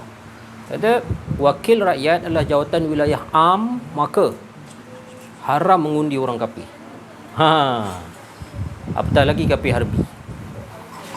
Jadi komunis-komunis yang dahulu tu, apakah kita ni tak berapa cerdik sangat sehingga menyatakan bahawa komunis dah tak ada? Sudah pasti dia menyelinap dalam sistem demokrasi yang sedia ada.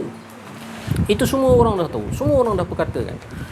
Tetapi tangan-tangan kita ni yang nakal, dia tetap undi diorang juga. Tetap undi diorang. Walhal ada lebih 20 ayat Quran yang menyatakan bahawa tak boleh undi orang kafir. La yattakhidul mu'minina al-kafirina awliya min dunil mu'minin.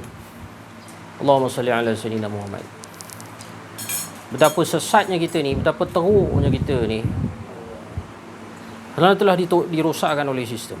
Bila kita nak berubah? Allahumma salli ala sayyidina Muhammad. Sedih dan pilu melihat umat Islam membunuh sesama sendiri dan dipeluk oleh tentera kafir Amerika. Peluk. Thank you, dia kata. Thank you kerana saving us, dia kata. Oh, yang tadi yang kita bergaduh ni, sesama batalion kita dalam operasi Malbat tu dekat nama Somalia tu, bertelingkah sesama sendiri, masa-masa makan pun gaduh. Dia kata, tuan, dia orang kata kita ni pengkhianat agama ni, tuan. Orang Somali ni semua Muslim. Dia kata kita Malaysia pengkhianat agama ni, tuan. Lepas tu dia yang bos dia kata, nak buat macam mana? Kita dah diarahkan begini, kita buat ajalah. Terus maknanya arahan tu penting. Tetapi kalau ketua-ketua negara, orang yang memberikan arahan ni bukan orang yang kenal diri, kenal Allah, maka bos dia betul-betul adalah PBB, bos dia betul-betul WHO, bos dia betul-betul NATO. Siapa semua ni? Siapa pemilik syarikat-syarikat ni? Tuan-tuan boleh jawab sendiri kan? Tuan-tuan boleh tahu semuanya adalah tentera-tentera cyber kan?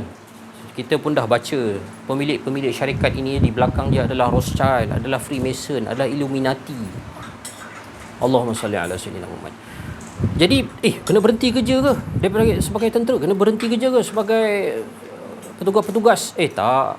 Lain. Maksudnya ialah bila mendalami kenal diri, kenal Allah ni, bos kita bukan PBB, bukan NATO, bukan WHO, tapi bos kita adalah Allah Subhanahu Wa Taala.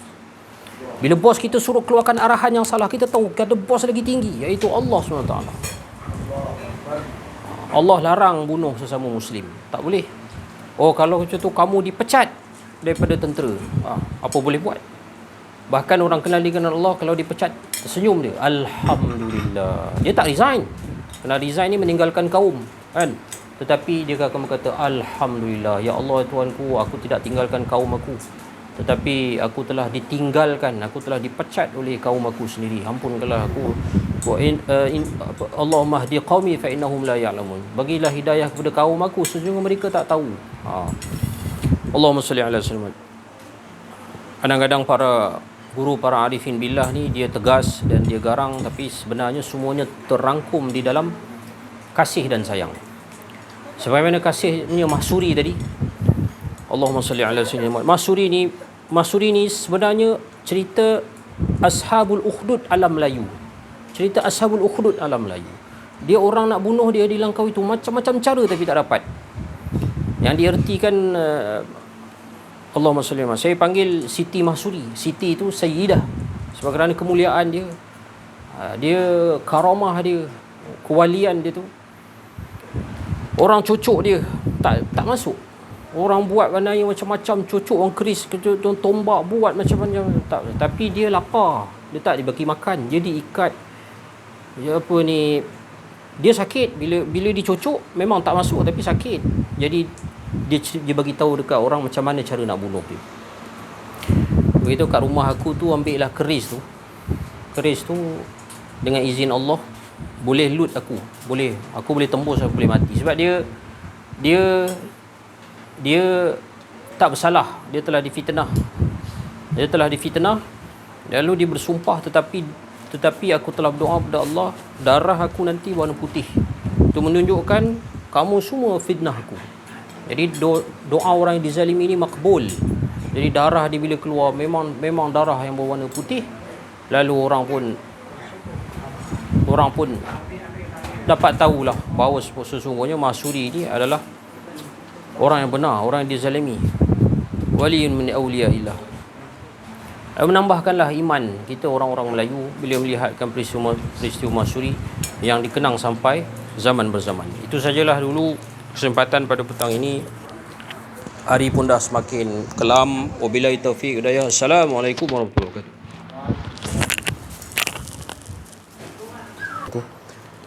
Alhamdulillahirabbil alamin al-mukasyafa ghaibul fuqara ila siratal mustaqim ila siratal mustaqim ila siratal mustaqim la haula wala quwwata illa billahil aliyil azim.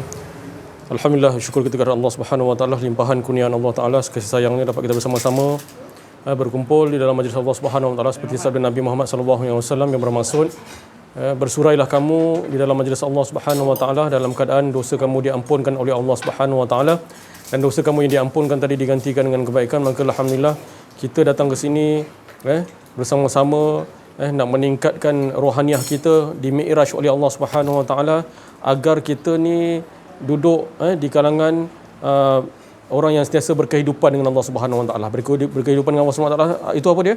Iaitu hala tujuh hidup dia adalah mengesahkan Allah Subhanahu wa taala, menafikan betul-betul keakuan diri dia yang adanya Allah. Itu yang sebenarnya kita nak belajar, yang sebenarnya dalaman kita ni, kekuatan dalaman kita ni yang paling penting. Dan musuh utama kita tu yang luar tu tak penting. Tapi musuh dalaman kita yang paling penting, iaitu apa dia? Keakuan diri tu. Itulah musuh utama kita yang paling. Syaitan, iblis itu tak, saya rasa tak bahaya lagi. Kalau betul kita dah ditalkinkan oleh guru mursyid arif billah kan, maka syaitan, iblis, Yahudi, apa yang dicerita yang tadi tu, yang sebelum ni bahaya, saya rasa tak bahaya lagi. Tapi paling bahaya tu akuan diri tu yang ditegaskan oleh Ustaz tadi tu, berkenaan dengan musuh utama kita. Itu yang paling bahaya sekali tu, yang perlu kita tegaskan di situ. Yes, itu adalah skrip-skrip yang Ustaz cerita tadi, skrip-skrip yang diceritakan oleh Allah Subhanahu Wa Taala. Skrip tu dah lama dah, kan? Dah cerita, dah ditulis oleh Allah Subhanahu Wa Taala. Tapi yang penting ni yang kita nak letakkan diri kita ni, itu peperangan dalaman kita ni, musuh utama kita ni, akuan diri ni, la hayyun, la alimun, la qadirun, la muridun, la samiun, la mutakalimun, lahul mawjud. Itu yang diperangkan dalam kehidupan harian kita ni. Bukan kita mengikut kepada hawa nafsu. Bak kata sahabat saya, seorang arif billah juga, dia kata engkau duduk mana pun, macam tadi dia kata malbat dan sebagainya tadi kan, kau duduk mana pun, askar ke, tentera ke, polis ke, kau duduk mana pun, tapi kalau ada benda ni, engkau adalah seperti mutiara yang bersinar. Saya pernah sebenarnya diceritakan begitu, engkau tetap mutiara yang bersinar, dia cakap. Orang yang dia kata orang yang belajar benda ni, kau tetap mutiara yang bersinar. Tapi kalau kita bercakap dalam keadaan hawa nafsu, engkau tetap dalam keadaan najis. Najis. Saya dinampakkan oleh Allah SWT itu. Ada air air tebu, ais 2 letak dalam satu mangkuk kan. Satu lagi ais yang tak ada yang bukan sejuk. Tiba-tiba saya letak kat dalam tu. Lepas tu saya minum. Dalam lebih kurang 10 minit 20 minit saya minum yang tak ada ais tadi tu. Dia dekat-dekat dengan ais kan tadi kan. Jadi saya minum air tu. Kenapa air ni sejuk? Saya cakap dengan mak saya. Oh, dia letak sebelah ais. Nampak tak? Itu pun dah diceritakan oleh Allah Subhanahu Wa Taala. Kau duduk mana pun wangian tu tetap ada. Tapi kalau kau duduk tetap dengan najis, kau tak sedar kau tu dilingkungi oleh najis, itu lagi bahaya tu. Kan? Itu perlu diperbetulkan tu. Kan? Itu perlu diperbetulkan. Kita sedar kita kena sedar kita ni bersandarkan dengan apa sebenarnya. Itu kita kena. Sebab apa? Musuh dalam diri kita tak selesaikan dulu. Kan? Kita pandai baca buku, tak pandai baca kitab. Pandai kita baca kitab. Buku-buku Arif Billah kan. Apa Arif? Ma'rifatullah apa? Tentang Ma'rifatullah tu. Buku tu. Saya baca sendiri. Saya pinjam dengan sahabat saya di Melaka. Kan? Saya baca buku Ma'rifatullah. Walid Ibrahim Malik. Saya baca, ya Allah, subhanallah. Bukan saya nak cakap saya ni bagus. Saya cakap, ini saya dah bawa. Saya cakap dengan anak saya. Ini saya dah bawa. Ni abah dah bawa ni dalam kehidupan. Bukan saya nak cakap saya bagus. Saya nak meningkatkan lagi semangat dengan sahabat-sahabat saya. Pertingkatkan lagi rohaniah kita. Yang seperti Ustaz cakap tadi. Upgrade kita. Dalaman kita dengan Allah SWT. Rupanya aku dah bawa ni, ya Allah. Untungnya aku ditalkin oleh Arif Billah. Mursyid Arif Billah ditalkinkan. Kita ni depan mata kita buat tak tahu, buat dek je. Malah sembang belakang lain, depan lain, tepi kiri kanan lain. Nampak? Kata bersama tapi tak bersama. Maksudnya dalam jemaah dia kata nak bersama tapi tak bersama. Rupanya dalaman dia terosak. Nampak tak? Ini saya jelaskan di sini. Itu bahaya, itu lagi bahaya. Itu kita kena perbetulkan. Saya cakap tadi. Apa yang diajar dalam kitab kan berbeza dengan kita amaliahkan dalam kehidupan kita. Itu yang paling penting. Amaliah dalam kehidupan harian tu yang paling penting sekali. Jadi kita semak balik kitab, ya Allah. Maha besar Engkau, ya Allah. Terima kasih, ya Allah. Kerana Engkau mendidik aku. Apa yang Kau ajar. Ini orang baca kitab. Okey, ni lawamah, ni malhamah, ni apa benda ni semua ni. Dia rasa dia dah perasan dia tu mutmainnah dah. Belum lagi, bang. Belum lagi. Engkau belum amaliah lagi dalam kehidupan harian. Kan? Sebab perangai-perangai engkau yang tak tahulah, yang ingatkan akan dunia, yang takut, banyak takut tu yang Ustaz cerita tadi. Itu masalah. Tak dibereskan lagi. Bayangkan. Itulah. Ini bukan garang. Ini tak ada erti kata garang. Mana ada garang? Ini tegas. Semua kena tegas. Dia tak kira. Ini ada orang kata saya orang awam je, dia kata. Saya orang awam je. Mana boleh belajar benda ni? Mana ada orang awam? Kau wajib belajar kenal diri, kenal Allah. Mana ada orang awam? Saya cukup tak suka orang cakap kalau siapa-siapalah kawan-kawan saya kan, bukan tak suka lah, dalam hati saya cakap, ya Allah, kau ni memang benak lah, aku cakap. Kan? Mana ada orang istilah orang awam? Istilah orang awam ni lagi wajib. Kau dah tahu kau orang awam, lagi kau kena belajar benda ni. Betul saya cakap.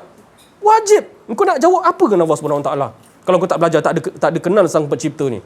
Engkau hidup, engkau makan, kau minum. Allah Ta'ala kau bagi engkau makan, kau minum. Allah Ta'ala bagi engkau berjalan. Allah Ta'ala kau bagi sihat. Engkau tak kenal lah sang pencipta. Kau kata engkau orang awam. Habis kalau kau kata engkau orang awam, kau tak nak belajar lah benda ni. Kau nak hina lah orang-orang yang ahli-ahli Allah ni. Tengok. Semak balik. Betulkan diri kita, dalaman kita ni. Betulkan. Jangan terpedaya dengan hawa nafsu kita. Kan? Kenal betul-betul hawa nafsu kita ni. Bukan mudah. Saya cakap, bukan mudah. Boleh tanya dengan isteri saya. Kalau jemaah wanita, saya cakap, boleh tanya dengan isteri saya, PM dia. Kan? Saya hampir qalu inna lillahi wa inna ilaihi raji'un dekat dalam bilik saya tu. Hampir mati, saya cakap. Sebab apa? Tu saya cakap. Saya bleeding darah masa tu. Saya sakit masa tu, saya bleeding darah. Saya cakap, kalau saya nak mati, biar saya mati kat dalam bilik ni. Saya cakap, tak apa, saya cakap. Allah Ta'ala ada bersama saya. Saya cakap gitu dalam hati saya. Saya cakap, memang saya nak mati dah. Saya cerita dengan sahabat saya di Sungai Buloh. Saya cakap, ini bukan main-main punya kerja, saya cakap. Ini bukan main-main punya kerja. Saya cakap, jangan hantar saya ke hospital Kanga, jangan. Jangan hantar saya ke mana-mana, jangan. Saya nak mati pun biar mati kat sini, saya cakap. Mungkin nak expired saya di sini. Itu Allah Ta'ala bagi saya. Itu saya boleh cerita. Kan? Siapa pun tak tahu. Isteri saya seorang yang tahu. Dia cakap, muka saya dah putih dah masa tu. Dia cakap, tak apa. Ini dah mungkin expired saya. Saya cakap, tak apa. Dia cakap, bayang. Itulah insya-Allah kita dalam keadaan kita nak melawan ni bukan mudah. Saya cakap memang bukan mudah. Tapi kita ni kena tegas. Jangan kita cakap kita orang awam, kita tak perlu belajar benda ni.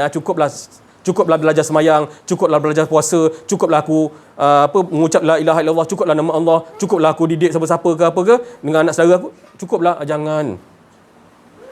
Nanti macam Ustaz cakap tadi tu, nanti kita yang menyesal, kita menangis air mata darah pun sekalipun. Allahu akbar, subhanallah. Kesianlah, kesian diri kita sendiri. Musuh utama kita tu kita tak kenal dari lama. Dekat je musuh kita tu. Tapi kita tak perang. InsyaAllah kita perang benda ni, insyaAllah. Sebati benda ni, insyaAllah Allah Ta'ala akan bantu kita mengundang pertolongan Allah Subhanahu Wa Ta'ala, insyaAllah. Sekian, wabillahi taufiq. Assalamualaikum warahmatullahi wabarakatuh. La haula wala quwwata illa billah. Nak bercakap sikit. Apa yang diucapkan oleh Fadil Ustaz Ahmad Auzai sangat benar, betul. Untuk membangkitkan semangat kita, bukan marah, membangkitkan semangat kita, kerana para pemimpin kita, orang harapan kita, ulama-ulama, mufti-mufti, orang-orang ustaz, kebanyakannya tak ambil pot, tak mau ambil pot. Mana tak ambil pot tu, tak ambil tahu perkara yang besar ni. Dia anggap macam main-main ni. Ya? Maka tu kita ni teruk, bertambah teruk sebab kita utamakan yang lain. Mulut cakap utamakan Allah, Rasul, berjuang di jalan Allah, tapi mulut aja. Ya? Sebenarnya tak mau ambil pot pun, peduli pun. Sebelah pun kita tak rasa pun apa. Tak ada pun persiapan kita nak buat untuk nak apa, menghadapi ni sekarang ni. KP Harbi ni dah 90% menguasai tanah di tanah Melayu dan juga Sabah Sarawak. Jadi kita macam tak ambil pot, macam rasa macam tadi saya cakap tadi, Panglima Perang Bangang tu. Dia kata sabar, jangan pergi perang, sabar. Ni depan mata kita dah musuh ni. Musuh dah bantai dah belakang tu, habis dah. Tinggal 3-4 orang je. Daripada ratus ribu tinggal 3-4 orang. Sabar lagi, sabar. Ni Panglima Perang yang Bangang ni tadi. Kita jangan ikut. Dia buat tak ambil pot, dia bukan peduli. Ada apa? Dia kata sabar. Sabar tu Allah Ta'ala kata jangan sabar dulu. Allah Ta'ala kata wa tawasau bil haqq. Pegang Allah Ta'ala, kenal Allah Ta'ala dulu, kebenaran tu, baru boleh sabar. Ni sabar dulu pula. Jangan salah, bukan kata tak boleh sabar. Jangan sabar dulu, pegang kebenaran. Kau akan tahu kebenaran tu, baru kau boleh sabar. Tapi kalau kau tak tahu kebenaran, kau nak sabar apa? Sabar, jangan. Lama-lama mati semua dah. 100,000 mati 3 batalion. Ya? Lepas tu sabar. Dah musuh dah habis semua menguasai, kau sabar apa? Lama pak kau kena pancung sekali. Dengan kau tadi panglima sekali. Punya Bangang ikut. Tak bagi arahan. Allah dah bagi kekuasaan. Kau ulama, kau mufti, kau peraja aku. Engkau kena bagi arahan. Engkau tu aku dah bagi kekuasaan. Allah Ta'ala kata. Engkau pergi arah ke lain buat apa? Itu saya minta maaf ya. Kita ni jangan tak ambil pot pula. Orang lain tak ambil pot dah. Kita kena ambil pot. Kita ambil pot tu makna ambil utamanya mengenal diri, mengenal Allah, supaya kita berjuang betul-betul Allah, Rasulullah bersama dengan orang-orang yang berjuang di jalan Allah. Kita nak bersama dalam tu. Mati kita dalam keadaan dimuliakan oleh Allah. Hidup pun mulia. Tadi tak kisah mati dah. Sekarang ni mati ni jadi sebab apa? Mati kita ni mati dalam keadaan su'il khatimah. Su'ul khatimah. Buruk. Kerana kita berperangai buruk, tak kenal diri, tak kenal Allah. Nak ke? Kita nak husnul khatimah, minta tiap-tiap hari. Minta dijauhkan daripada nar. Allahumma ajirna minan nar, tapi kita sebenarnya berada dalam nar. Sebab apa? Akuan diri tu nar. Dah cukuplah dulu sampai sini dulu. Sama-samalah kita ya. Sama-sama, jangan tak ambil pot. Ambil pot ya. Ni bahasa moden dah tak faham lagi, tak tahulah. Jangan tak ambil pot, ambil pot. Betul-betul jangan main-main. Ini bukan perkara main-main. Ini babit anak cucu kita akan datang. Ya. Sekian, terima kasih banyak perhatian semua. Pendengar-pendengar yang dengar ni semua mendapat naungan daripada Allah Subhanahu Wa Taala. Dengar je, menyetujui, tidak membantah, dapat naungan kasih sayang Allah, di mana tidak ada lagi naungan yang paling kita harapkan di dunia dan di akhirat manapun, melainkan kita nak naungan rahmat Allah Subhanahu Wa Taala di mana pun kita berada. Insya-Allah Terima kasih perhatian. Mohon maaf kekurangan kesilapan dalam menyampaikan ada akuan diri. Wa'fu minkum wabillahi taufik wal hidayah. Assalamualaikum warahmatullahi wabarakatuh. Takbir. Sallu ala nabi. Bismillahirrahmanirrahim.